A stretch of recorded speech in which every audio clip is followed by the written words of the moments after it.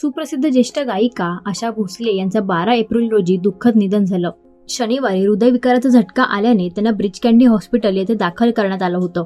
उपचार सुरू असतानाच त्यांनी जगाचा निरोप घेतला, ज्यामुळे संपूर्ण संगीत विश्वावर शोककळा पसरलीये।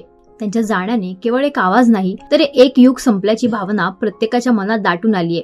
मराठी आणि हिंदी चित्रपट सृष्टीतून अनेक कलाकारांनी त्यांना श्रद्धांजली अर्पण केलीये। ज्येष्ठ अभिनेते अशोक सराफ यांनी आशाताईंना आठवत अत्यंत भावुक शब्दात एक पोस्ट शेअर केली। त्यांनी आशाताईंसोबत एक फोटो शेअर करत लिहिलं, आज आकाशाने त्याचा एक तारा परत घेतला।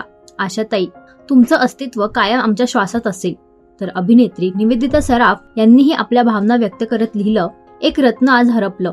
आशाताई, तुमच्या आठवणी सदैव जिवंत राहतील, तुम्ही आमच्या मनात कायम असाल। या पोस्ट सोबत त्यांनी शेअर केलेले फोटो पाहून चाहत्यांनाही जुन्या आठवणींना उजाळा मिळाला। आशाताईंच्या सुरांनी अनेक पिढ्यांना प्रेम आणि आनंद दिला आणि म्हणूनच आजही प्रत्येकाच्या मनात त्या जिवंत आहेत।